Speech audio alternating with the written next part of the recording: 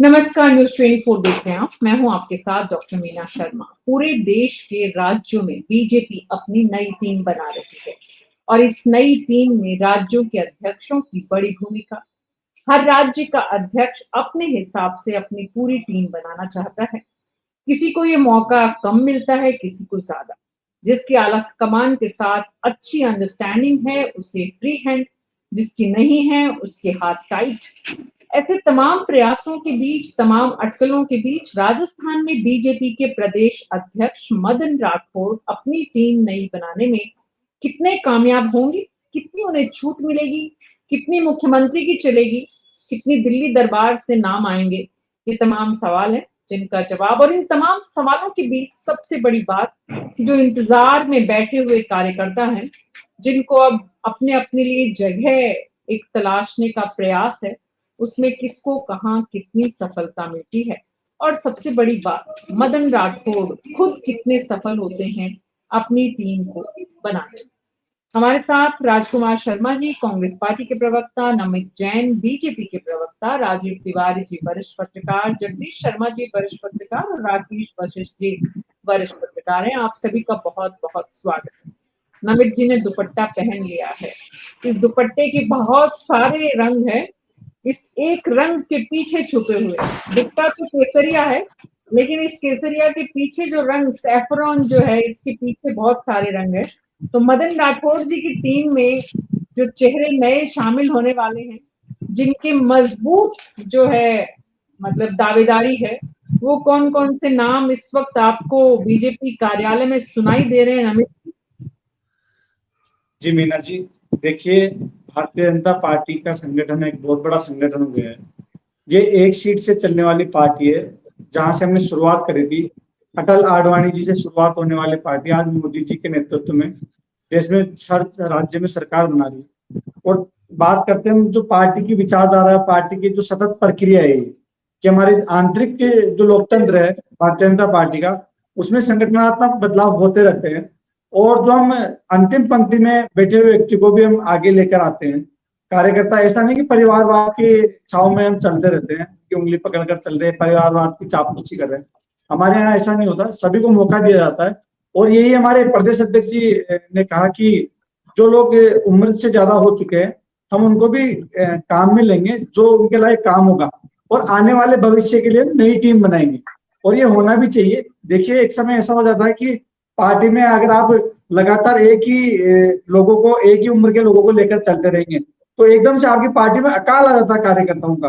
आप बहुत पीछे हो जाते हो। और जो कार्यकर्ता आपकी पार्टी के लिए दिन रात काम करता है, आप उसको अगर पद नहीं दोगे, आप उसको मुख्य धारा में नहीं लेकर आओगे, तो आपकी पार्टी के लिए काम कैसे कर पाएगा। तो ये भारतीय जनता पार्टी की आंतरिक लोकतंत्र, और इसकी खूबसूरती ये है कि मुझ जैसा छोटा कार्यकर्ता हो या कोई भी आज जो हमारे मुख्यमंत्री भजनलाल शर्मा जी, हमने उनके साथ काम किया है, उनके साथ हम आंदोलनों में हमने भाग लिया है, या जहां भी कोई मीटिंग होती थी जिस किसी भी जिले में, तो मैं खुद भी उनके साथ बहुत बार साथ गया हूँ। तो वो ऐसा नहीं कि बिल्कुल हमारे साथ ही सोया करते थे। जहां कार्यकर्ताओं ने, वहां के जो संगठन व्यवस्था करता था, वहां पर हम धर्मशाला में या किसी कार्यकर्ता के घर पर या किसी सराय में, जहां भी रुकने की व्यवस्था मिलती थी, वहां रुकते थे। तो आज वो हमारे बीच के कार्यकर्ता आज राजस्थान के मुख्यमंत्री, हमें फख्र होता है। और यही खूबसूरती है। और इसी के तहत जो बदलाव की बात की जा रही है, बदलाव ये होना है कि कुछ जो सांसद है उनकी अलग जिम्मेदारी है, कुछ राज्य मंत्री बन गए। तो इसी के तहत जो हम जो लगातार कार्य कर रहे हैं कार्यकर्ता, उनके हिसाब से उनको काम दिया जाएगा और उनके हिसाब से उनको संगठन में पद दिया जाएगा। जी मीना जी। जी जी, बड़ी फिलोसॉफिकल बात की आपने। ऐसी ही कुछ फिलोसफी राजकुमार जी के आसपास भी चल रही है, क्योंकि उनके प्रदेश अध्यक्ष भी अपनी टीम बनाने की जुगत में हैं। वो बहुत लंबे समय से प्रयासों में हैं। आपके अध्यक्ष नए नए कमान संभाले हैं, लेकिन तुलनात्मक रूप से आपके अध्यक्ष की स्थिति तुलनात्मक रूप से कम जो मिल बैठकर यहाँ पर करना है और दिल्ली से नाम आने हैं और उसके बीच में अपना भी थोड़ा सा तड़का लगा लेना है। लेकिन कांग्रेस के प्रदेश अध्यक्ष तो आज टीकाराम जूली जी के साथ भी गमछा घुमा रहे हैं। तो मतलब अंडरस्टैंडिंग ठीक से बैठ गई है राजकुमार जी, सब फिक्स हो गया है, सब सेट है, अब कोई परेशानी नहीं है। मीना जी, कांग्रेस पार्टी तो जब से हिंदुस्तान में स्थापित हुई है तब से लगातार सेट है। आप देखेंगे भारतीय जनता पार्टी का सबसे बड़ा सपना था, वो आज भी कायम है कि कांग्रेस मुक्त भारत करेंगे। और नरेंद्र मोदी जी जहां अपने आप को 56 इंच के सीने वाला कहते हैं, दुनिया की सबसे बड़ी पार्टी कहते हैं, नरेंद्र मोदी जी दुनिया के सबसे बड़े अपने आप को नेता कहते हैं, वो भी यहाँ आकर फेल हो गए कि कांग्रेस पार्टी को वो हिंदुस्तान से गायब नहीं कर पाए। तो कांग्रेस पार्टी तो स्थापित पार्टी है। जहां तक आप राजस्थान की बात कर रहे हैं, गोविंद सिंह डोटासरा जी की, वो पुराने अध्यक्ष हैं। मदन राठौड़ साहब अभी हाल ही में बने और गोविंद सिंह डोटासरा जी ने अपनी पूरी टीम बना रखी है। मैं भी उनका एक सदस्य, टीम का सदस्य हूं, और हमको नई टीम बनाने की आवश्यकता है नहीं। नई टीम तो जो नए अध्यक्ष आते हैं वो बनाते हैं। मदन राठौड़ साहब अभी हाल ही में अध्यक्ष बने हैं, उनको नई टीम बनानी है।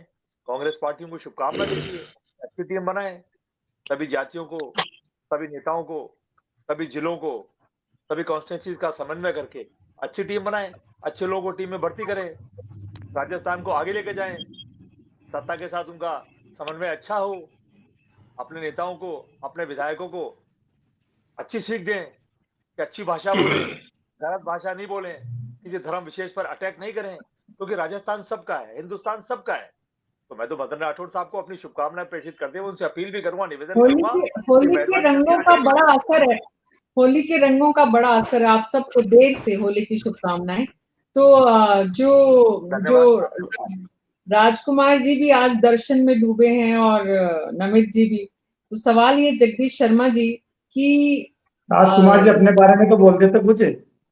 मदन राठौड़ जी जो हैं, मदन राठौड़ जी, जगदीश जी, वो कितना अपनी टीम बनाने में अपनी स्वतंत्रता, अपनी आजादी या अपने हिसाब से अपने लोगों को सेट कर पाएंगे। अभी जो स्थिति बीजेपी की आप देख रहे हैं और प्रदेश में उनको जो जिम्मेदारी केंद्रीय नेतृत्व ने दी है। मीना जी, ऐसा है, अभी पुरानी वाली टीम तो खत्म होने को है, अब तो नई टीम बनने वाली है, इसलिए पुरानी टीम के बारे में कोई बात करना मुफीद नहीं होगा। और ये टीम बहुत 2-3 टर्म से चली आ रही है लगभग, क्योंकि अध्यक्ष बदल जाता है, टीम वही काम कर रही होती है बीजेपी में। लेकिन अगर नई बीजेपी की टीम बन जाती है तो ये पार्टी और संगठन के लिए, दोनों के लिए ही ठीक रहेगा।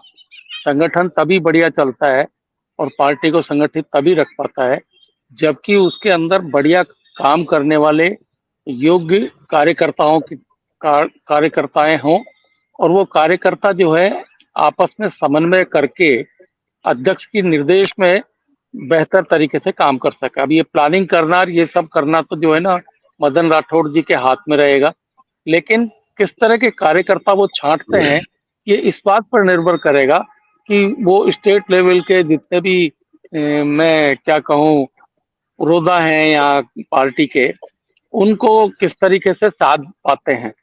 जैसे कई वसुंधरा जी जैसे फॉर्मर चीफ मिनिस्टर हैं, कई पुराने अध्यक्ष बैठे हुए हैं यहाँ पर, कई और बड़े नेता हैं, कई केंद्र के नेता हैं जो केंद्र में काम करते हैं, कई सांसद हैं और विधायक तो हैं ही।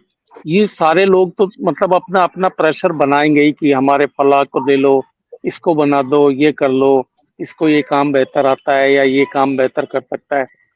लेकिन इनको अपनी टीम भी खड़ी करनी पड़ेगी। जब तक अपने कॉन्फिडेंस के लोगों को ये टीम में शामिल नहीं करेंगे, सारे सिफारशी लिया है, तो वो टीम फिर ढंग से काम नहीं कर पाएगी। क्योंकि जो सिफारिश से लेकर आएंगे जिन लोगों को, ये वो सिफारिश वाले तो अपने आका की सुनेंगे, वो प्रदेश अध्यक्ष की क्यों सुनेंगे। तो अपने जिसके भरोसे वो आए हैं इस टीम में, वो वहां ज्यादा ध्यान रहेगा उनका। तो इनको टीम बनाने में थोड़ी दिक्कत आएगी। क्षेत्रीय आधार पर भी इनको ये देखना पड़ेगा कि भाई किस जोन से, किस रीजन से कितने लोग आ गए हैं, किस वर्ग के आ गए हैं। हो सकता है जाति का भी कॉम्बिनेशन ये थोड़ा बहुत बिठाएं कि सब जातियों का भी रिप्रेजेंटेशन हो जाए, क्योंकि हमारे प्रदेश में जाति बिना तो पॉलिटिक्स चलती ही नहीं है। तो ऐसी सूरत में इनको टीम बनाने में थोड़ी सी प्रॉब्लम आएगी, लेकिन टीम तो बन जाने वाली ही है। अंततः ये तो आएगा ही कि भाई टीम बनानी है तो वो तो बनेगी बनेगी, लेकिन कैसे बनाएंगे देखना ये होगा। जी मीना जी, यही सबसे बड़ा सवाल है, यही चुनौती है और यही मदन राठौड़ की दरअसल परीक्षा भी है। और इस परीक्षा में उन्हें पिछले अध्यक्षों का रिकॉर्ड देखें विवादित जितने अध्यक्ष रहे उनके बीच में मदन राठौड़ जो अभी तक अपनी सौम्यता और सरलता के लिए पहचान बनाए हुए हैं, सवाल ये राजीव तिवारी जी की नई टीम बनाने में उनकी ये सौम्यता और सरलता कितनी उनकी मदद करेगी? नहीं, सरलता, सौम्यता, सामंजस्य बिठाने में अगर ये कामयाब रहते हैं, सबसे बड़ी बात तो यह कि इनको फ्री हैंड कितना मिलता है कि भाई आप अपनी टीम अपने हिसाब से चुनो, क्योंकि राजस्थान में इतने गुट और इतने छत्रप बन चुके हैं बीजेपी में भी, हर व्यक्ति अपना कोई ना कोई पसंदीदा संगठन में लाना चाहता है। दूसरी चीज, जो दूसरी पार्टी के लोग आए थे चुनाव से पहले और उनको टिकट भी नहीं मिला,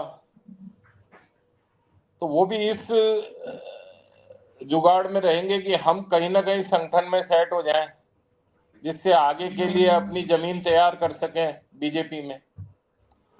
तो वो भी बहुत सारे लोग हैं। अब मदन राठौड़ उनमें से कैसे चुनते हैं या उनको चुनने की कितनी स्वतंत्रता मिलती है, ये देखने की बात है।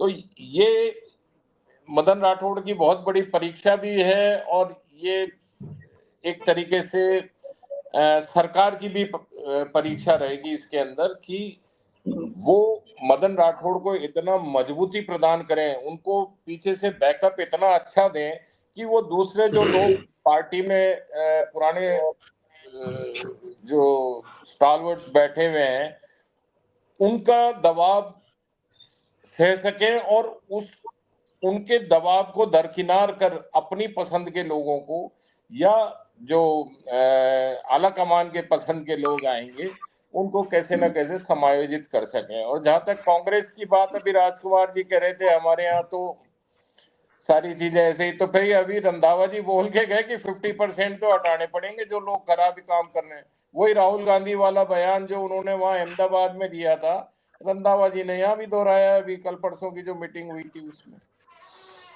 तो कांग्रेस में भी कोई ऐसे स्थिति नहीं है और अभी तो वो खुद मनोनीत अध्यक्ष है, निर्वाचित अध्यक्ष नहीं है जी डोटासरा जी। जी तो वो जी अपनी टीम कैसे चुनेंगे ये देखने की बात है। वो भी पुरानी टीम चल रही है, नई टीम तो उन्होंने भी अभी नहीं बनाई। बिल्कुल बिल्कुल। तो दोनों ही कांग्रेस पार्टियों में में जो स्थिति है, हाँ, कांग्रेस में जो स्थिति है उससे थोड़ा फर्क बीजेपी में है बीजेपी में कि यह है यहाँ कि पर भाई निर्वाचित अध्यक्ष हैं और वो चुनाव प्रक्रिया सारी चल रही है और अब इनको ये जल्दी से करनी है क्योंकि अब राष्ट्रीय अध्यक्ष का चुनाव भी आ रहा है, उनको भी चुनना है, राष्ट्रीय अध्यक्ष भी बनाना है, उसकी चर्चाएं भी तेज हैं कि भाई अप्रैल 1st-2nd वीक तक वो भी चुना जाना है।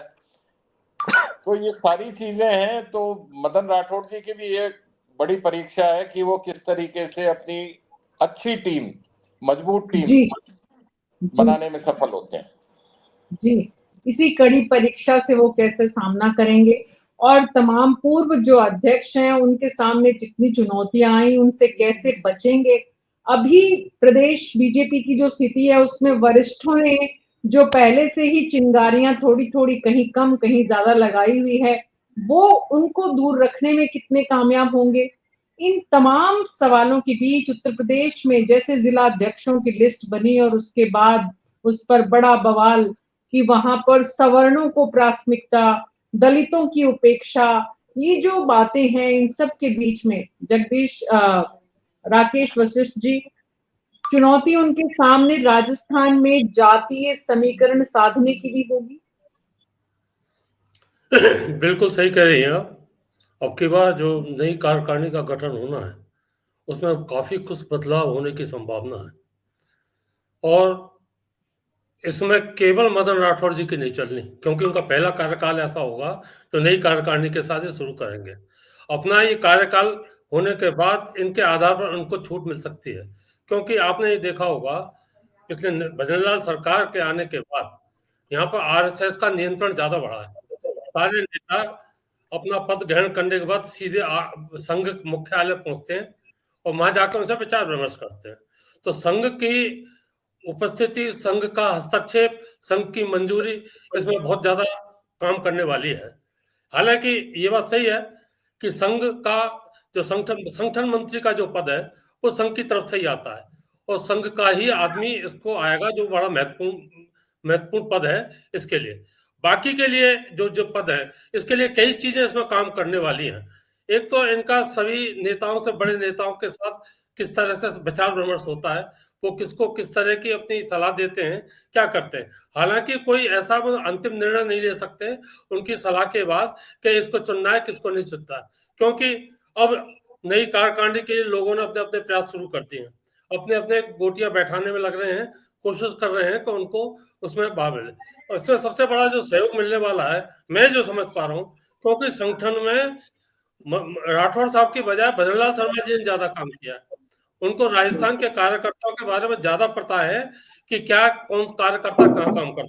और खासतौर से भरतपुर संभाग में तो भजनलाल शर्मा जी की ही चलेगी, क्योंकि ये उनका क्षेत्र है और यहाँ अब तक जितनी भी बातें हुई हैं संगठन संबंधी या सरकार संबंधी, उसमें भजनलाल जी की बात को ही प्राथमिकता मिली है। इसमें एक दो बातें और बड़ी महत्वपूर्ण होने वाली हैं, क्योंकि शहरी निकाय और ग्रामीण निकायों के चुनाव होने वाले हैं। शहरी निकाय और ग्रामीण निकायों के चुनावों को मद्देनजर रखते हुए ये तय करना पड़ेगा कि कौन शहरी निकाय ग्रामीण निकाय में अपना काम करेगा, कौन संगठन में काम करेगा, क्योंकि ये कम होगा कि किसी व्यक्ति को संगठन में ले लिया जाए और उसको फिर शहरी निकाय और ग्रामीण निकाय में चुनाव करने के लिए किया जाए। हो सकता है कुछ लोगों को करते हैं, लेकिन मुख्य रूप से इस तरह का ये प्रयास रहेगा कि संगठन का काम अलग और इसका काम पंचायती और शहरी निकाय का काम अलग। दरअसल तो सरकार और संगठन दो ध्रुव हैं, दोनों का अलग अलग काम है और दोनों अपना अपना काम ठीक से करें, ये अपेक्षित है। लेकिन होता नहीं है ऐसा, चाहे कोई भी पार्टी रहे, बीजेपी या कांग्रेस। पिछले 25 साल जब अशोक गहलोत और वसुंधरा राजे मुख्यमंत्री रहे, तो दरअसल संगठन भी उन्होंने ही संभाला।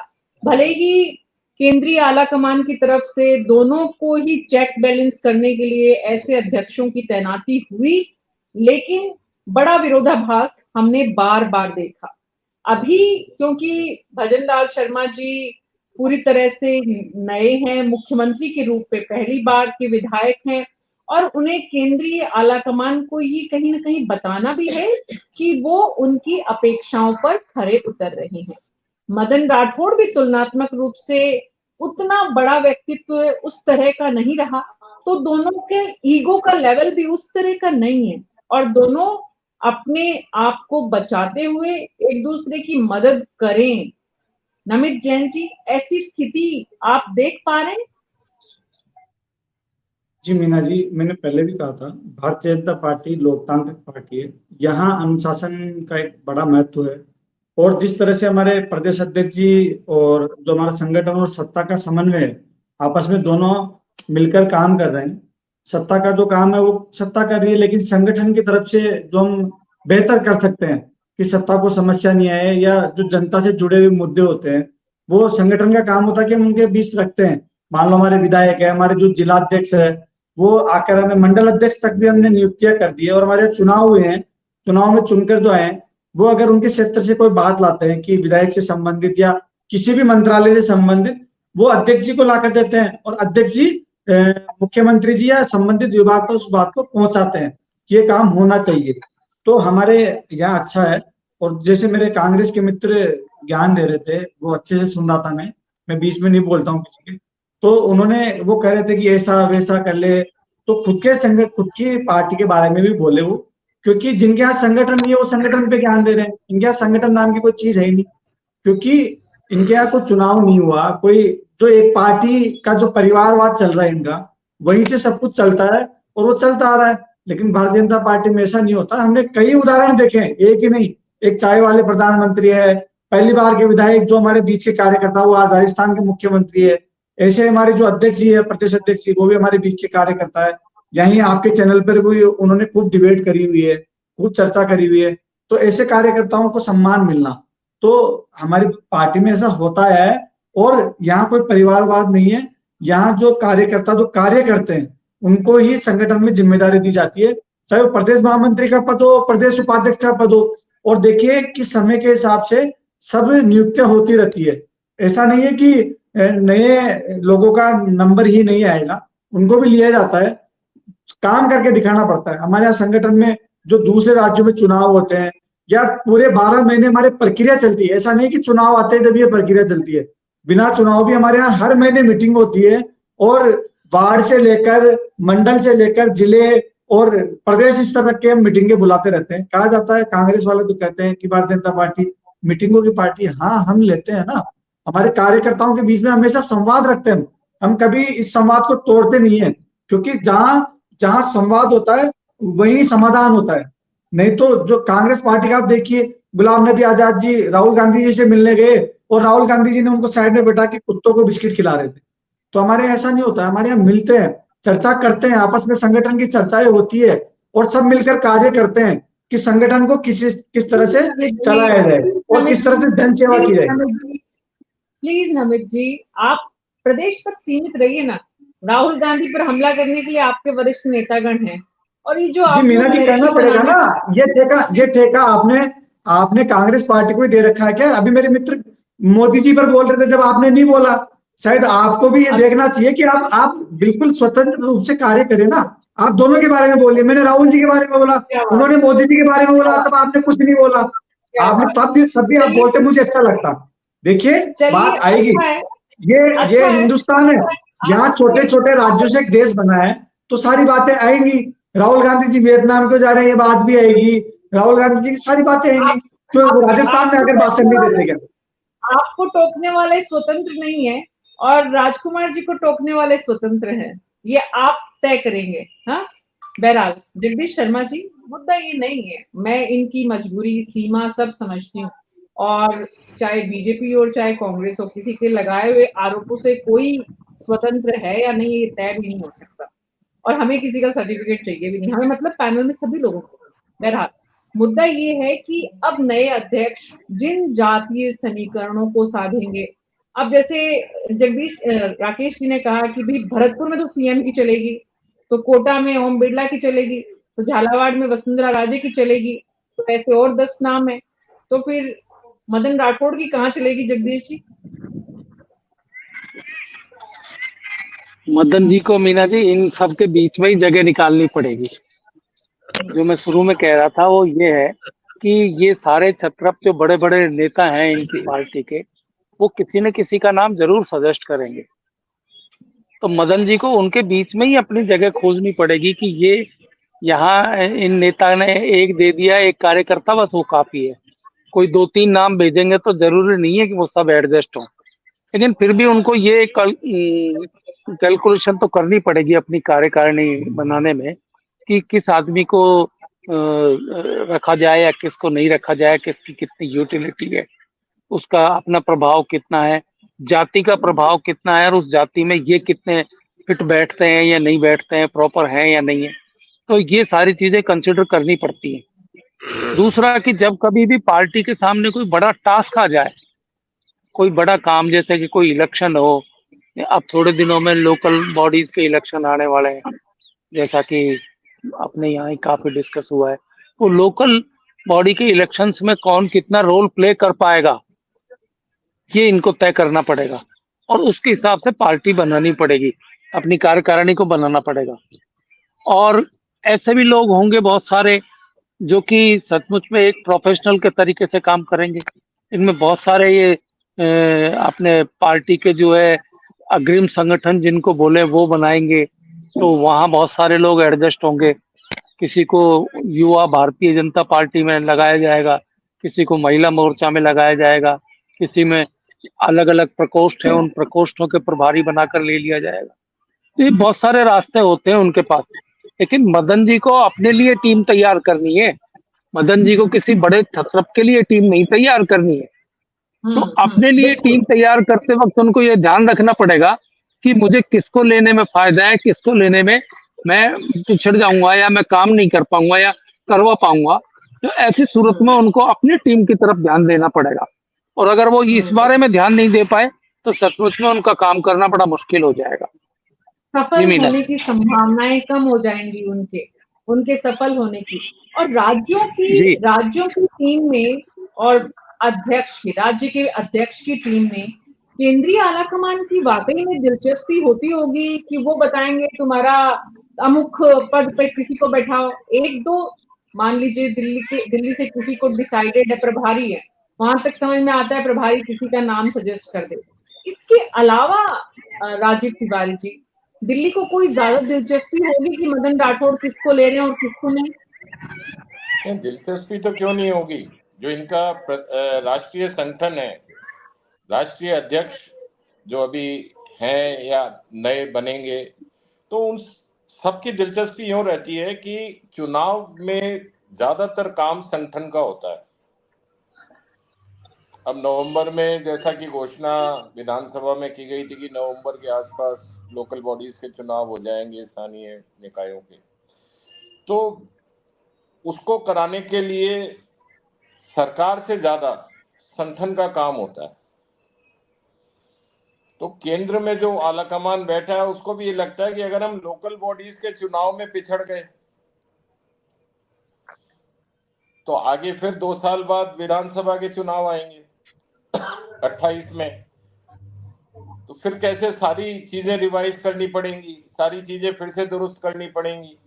तो नीचे के लेवल तक किस तरीके से प्रदेश में संगठन चलेगा, इसके लिए केंद्र सरकार का भी पूरा रोल होता है, वो भी पूरी नजर रखते हैं। केंद्र का जो संगठन है वो सरकार का इतना नहीं होता, लेकिन जो केंद्रीय संगठन है इनका, राष्ट्रीय संगठन, उसकी पूरी निगाह रहती है। जो भी वहां से प्रभारी राजस्थान के लिए या किसी भी प्रदेश के लिए बन के आते हैं, उनका जिम्मा यही होता है कि आप देखिए कि संगठन में कैसा काम हो रहा है, सरकार में संगठन में समन्वय है कि नहीं है, निचले स्तर तक के लोग हैं उनके काम हो रहे हैं कि नहीं हो रहे हैं, वो कहीं नाराजगी तो किसी स्तर पर नहीं चल रही है।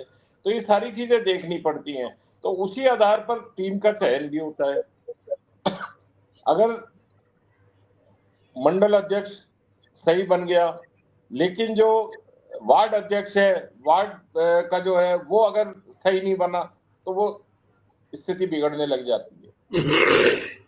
इसलिए हर स्तर पर निगाह प्रदेश की सरकार की भी होती है और दूसरे नेताओं की भी होती है, केंद्रीय जो संगठन है उसकी भी होती है, और प्रदेश अध्यक्ष का तो रोल होता ही है।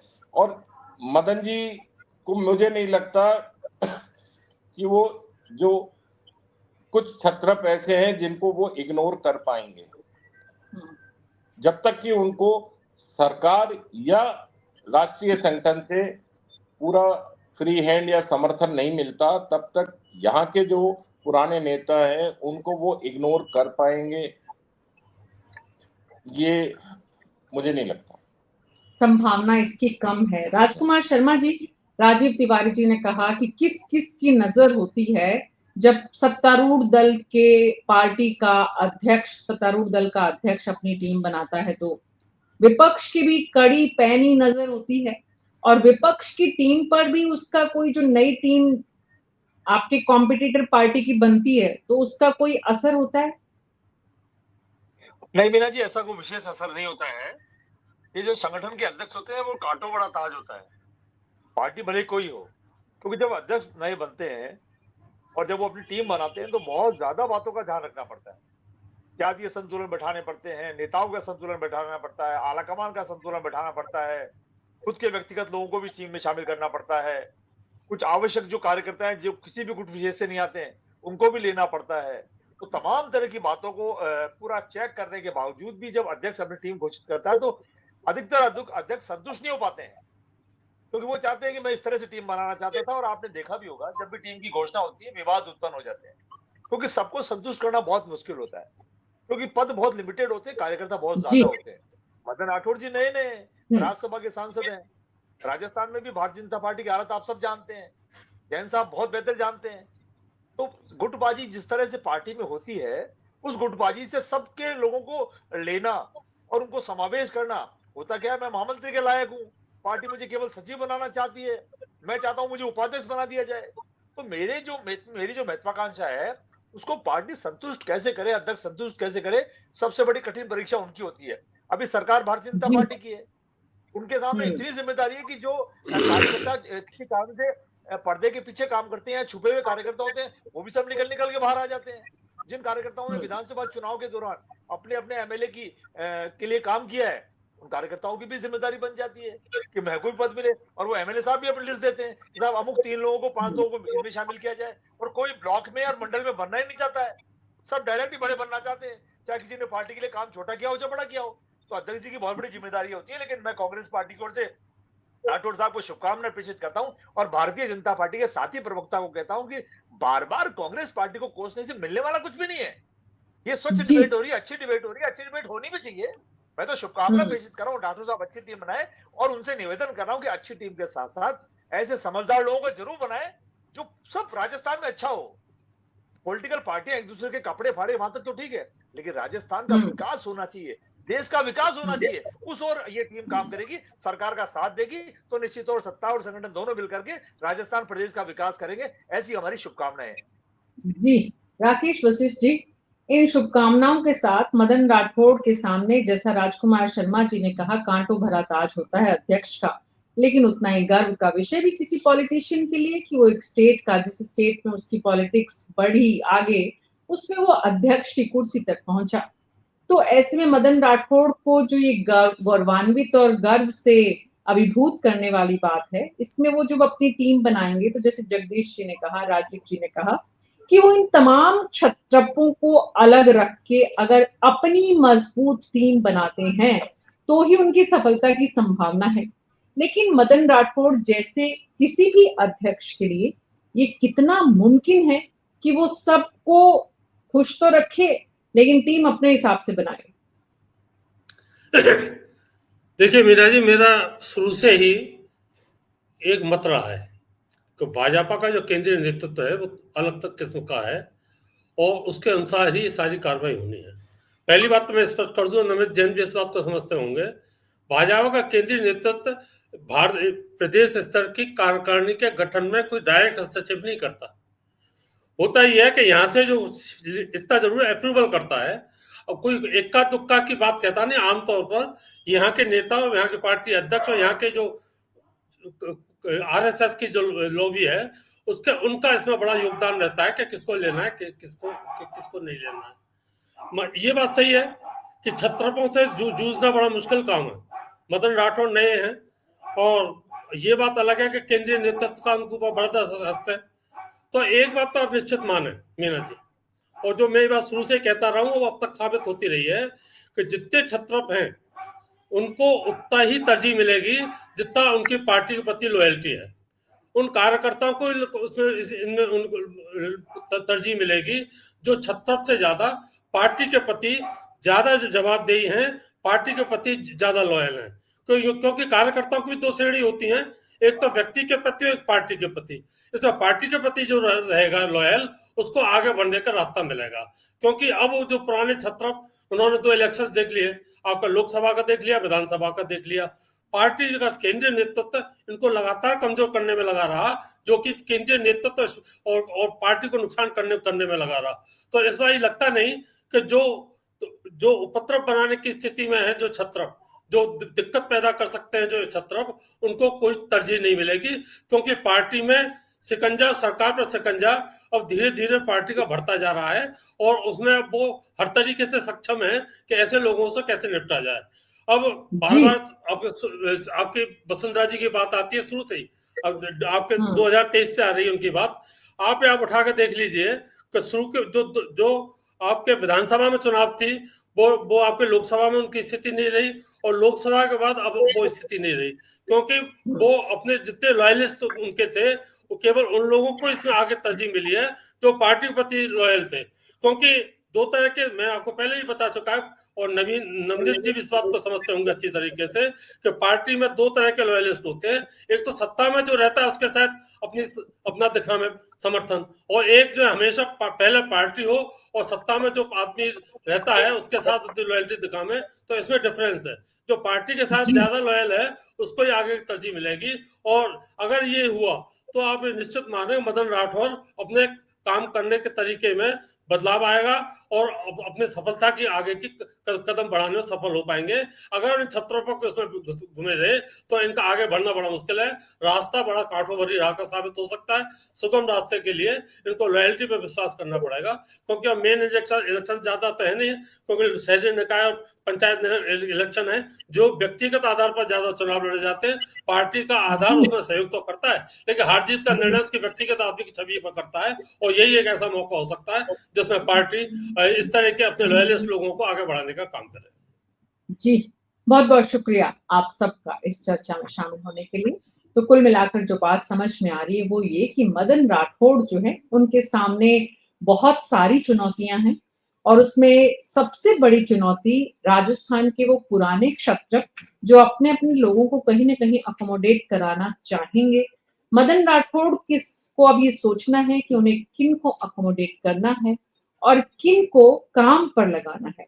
दरअसल मदन राठौड़ पार्टी के वो अध्यक्ष हैं जिन्हें पार्टी ने जिम्मेदारी इसलिए दी है कि तमाम उन सीनियर नेताओं को जिनसे पार्टी अब दूरी बनाए हुए हैं उनको सबको सम्मान तो मिले, लेकिन पार्टी के प्रति लॉयल्टी पहले है।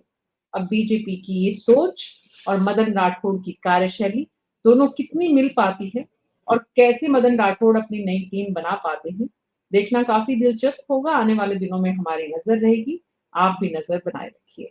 न्यूज़ 24 पर अभी मेरे साथ इतना ही। नमस्कार।